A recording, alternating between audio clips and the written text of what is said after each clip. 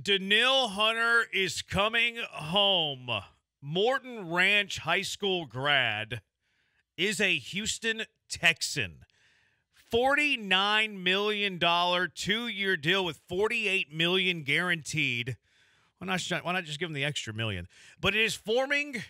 I mean, I'm going to have to go do some deep diving on the defensive lines around the NFL, but this defensive line is elite. Well, Will Anderson was unbelievable. Danielle Hunter is signed. Malik Collins is already here. And I thought you were signing Danico Autry to be a defensive end. I think you're moving him inside. So Yep. you look across the four, you got Anderson, Collins, Autry, and Danielle Hunter. Unbelievable. I think Autry's definitely inside. I mean, the Texans have, under D'Amico, have played that wide nine. So if they're not expecting their defensive tackle to take up two gaps, then Autry, I think, certainly could play inside. And you got some depth because you signed Fadakasi from Jacksonville, so he's a big run stopper. You got depth on the defensive line. This means that Rankins is out, and what you added, you think about the best defensive lines in football a year ago. I think San Francisco would be at the top of the list. Cap casualties all over for them as they're letting guys go left and right, and they're not going to be the same defensive line. Same thing with the Chargers. They had on paper what looked like a very destructive defensive line. They're having to get rid of guys and maybe having to get rid of more. This does exactly what D'Amico said he wanted when we got done with the end of the end of the season. You look at Danielle Hunter last couple of years and the problems that he created for opposing offenses. He had 16 and a half sacks last year. I know he's 29. He's going to be 30 this year. But it's a 2-year deal, which Caserio operates in 2-year increments, not windows. Thank you. Even though he knew what windows were the last 2 or 3 years. The Texans upgraded to defensive end. They upgraded. Sure Hunter's better than Grenard. Yeah, and you Grenard just traded went for Grenard $19 for million, and 101. Hunter went for 23. You won the trade. Yeah, certainly on a 2-year 24. on a 2-year increment, you won the trade. I mean, we'll see what happens with. But also Jonathan over the Grenard. career statistics too. We talked about Grenard with injuries. We talked about the ups and the downs. This guy's been pretty damn dominant for the last couple of years. And beyond the contract, Hunter is a better player right now than Jonathan Grenard. I don't think that could be argued. I mean, Grenard's done it 1 year. Hunter's done it for multiple seasons. And I think you're right, Jeremy. I mean, we'd have to look up, and dive in and look at all the defensive lines across the league. But I'm a gut feeling right now it's the top 3 defensive line. What I want for my defense is I want them to wreck the opposing offense. Like especially the quarterback. Like you have to make a quarterback's life difficult to win in the NFL because I think these quarterbacks now in the NFL are really, really good. And if you give them a lot of time, they're going to pick you apart. If you can't chase them down, you're going to get the Lamar Jacksons, the Justin Fields, the Josh Allens that are going to be able to run all over you. I think that whenever you sign the Aziz Al-Shire, he's somebody who's incredibly fast, can get downhill, can get to the quarterback. You look at the defensive line, just like the size they brought in. Danielle Hunter, throw the sacks aside for a moment. You shouldn't be doing that. Danielle Hunter's 6'5", 263 pounds. It's going to be on the edge. Grenard's a little bit smaller than that, shorter than that. Doesn't eat the space like that. And if you're eating space, it means you're stopping the run a little bit better. Danico Autry, I think he's going to play defensive tackle now. A little bit slimmer for defensive tackle, but he's 6'5", 285. Long. Get the interior pressure. I think interior pressure is really important to have for a defense to get to the quarterback. But think about going up against the Houston Texans defensive line now. You're going to have Danielle Hunter on this side where he had 16 and a half sacks last year, 10 and a half sacks the year prior to that. You look at his last 5 seasons in which he's had 62 sacks. That's the guy on that end. You look at the opposite side, there's Will Anderson, one of the youngest, best defensive ends in all of football, who had a really good rookie season. And then you look in the middle, and you have a really solid defensive tackle in Malik Collins. And then you have another guy in Danico Autry that can get to the quarterback from the interior defensive line. This is exactly what D'Amico Ryans has wanted forever. No doubt about it. And then, like I said, and you add Fadakasi as some depth. You have some depth now. You've got the big kid from Notre Dame coming back.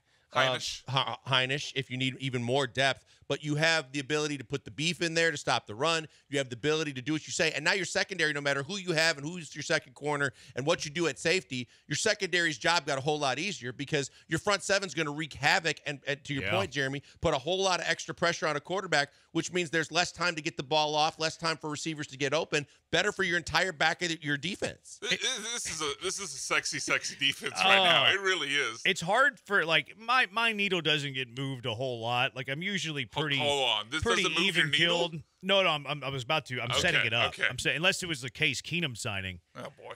I am having fantasies about this defensive line. Like this moves my needle to a 10. I think that this puts the Houston Texans, and like I don't want to make these grand proclamations on March 12th, but how is this defense not a top 10 defense minimum next year? Gotta be. It's D'Amico's put his blueprint on the Houston Texans. I mean, look at what they did in San Francisco to make that defensive front great. I mean, they invested heavily in the defensive front, and they got really fast linebackers, and then D'Amico coached them up. That's exactly what he's done here in this offseason and last offseason with the drafting of Will Anderson. It's hard not to look at what happened in San Francisco and not see that the Texans could be exactly where the Niners have been. This is over exactly the what last 5 D'Amico years. has dreamed of coming here. Give me the same kind of weapons. Because we knew what he wanted to run defensively, he really couldn't do with the personnel he had to start the season. He's got the roster now. He's got the guys he wants. Absolutely. He's got the tools in his shed to go absolutely reconstruct his San Francisco defense. Josh with Seabrook, we got Danielle Hunter. Cool. Now let's get Eric Armstead and give the quarterbacks and the rest of the AFC South to worry about. I think they're out of the Eric Armstead business. I think they're out of the big-time money now. I think they're done on defensive line. Yeah. But you're not going to be able to give extra attention to Danielle Hunter. You're not going to be able to give extra attention to Will Anderson. And you have the respect of a Dedico Autry who had 11.5 sacks last year. He was moving inside and out, but it's a guy who's going to be able to give you interior pressure. Like, good luck blocking that. And then you're going to be able to stop the run much better than that as well. I mean, just look at the starters now. We just went through the front four with Hunter, Anderson, your bookends, Collins, and Autry up the middle. You have Al Shire, who you signed from Tennessee, who had over like 150 combined tackles last year. You have Christian Harris, who came on at the end of last season, was playing at a very, very high level. I don't know if you're going to play a whole lot of 4-3, if you're going to play a whole lot of nickel. I don't think the guy they signed yesterday they're really looking at to be a starter. Maybe he does. I don't know. Maybe you can upgrade there a little bit. I don't know. You brought back Denzel Ward. He's going to be your nickel corner potentially. Maybe Lonnie Johnson gets into the mix there. Maybe they have another pickup or two where they can compete for that. You have Derek Stingley, who was really good last year. You signed Okudah, who is kind of a project. He is super talented, very high draft pick, hasn't lived up to that potential. He tore his Achilles a couple of years ago. And then, you have Petrie and Ward as your safeties right now. I'd like to upgrade that Ward safety position. But just on paper, and I know you don't play it on paper, that's a top 10 defense in the NFL. Yeah, I would go even higher than that, and I definitely think it focuses your priorities in the draft. I mean, when we get back to doing mock draft seasons, I think we're going to be looking at corner, and that maybe was like when free agency started yesterday, we were talking about, man, look at the depth of this corner room. There's a lot of Stingley and then the guys that you want as your fourth or fifth corner. I think that was maybe a sign of things to come, because it almost doesn't matter to a degree when your defensive line is that great. But certainly I would expect the Texans to spend a first or second round pick on a corner. And if that happens, you're adding a first round talent corner to this mix. Yeah, I forgot about pick 23 for a moment. Yeah, pick 23 definitely.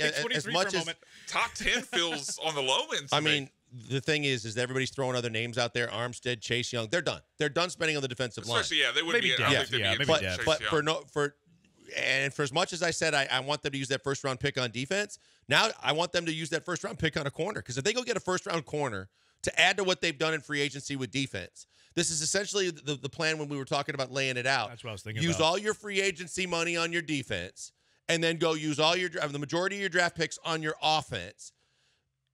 What's wrong with this plan right now? Well, for everybody that was losing their mind yesterday, what are you feeling right now? Yeah, it makes you look a little silly. Yeah, that's why we kept saying just relax, let it play out. A lot of material for Bad Take Boulevard on Thursday. Oh, for sure. The overreactions we saw Monday, March 11th, day one of the legal tampering period. From the start of the show. You have a little bit of mud, a little egg on your face, no doubt. But it also goes to, like, one of the philosophies I thought would be smart by Caserio is because you're expected to be a playoff team, maybe now a Super Bowl contender, you want to go into the draft with starting capable players at each position. I think that they've done that. No doubt. Like running back with Mixon, left guard. I think that Kenyon Green and Jared Patterson are good enough to fight for that spot.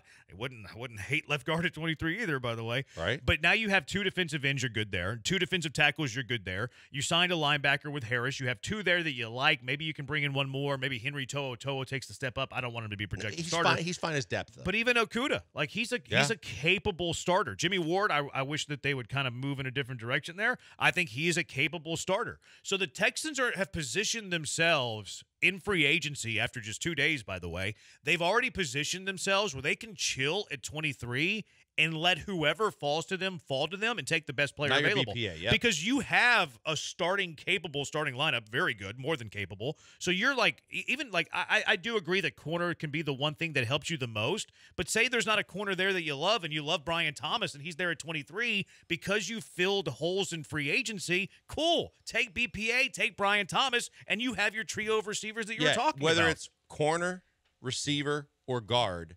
Those are the three positions Those are the top three that are priorities going for to sure. be sitting there, and someone's probably going to slide a little in the first round Chill, to where yeah. someone could fall right into your lap and fill one of those positions unexpectedly and make you even better. Did the yeah? I mean, now more than ever, you're BPA. You don't have to take Chop Robinson if he's there. If you love somebody else more, you take them.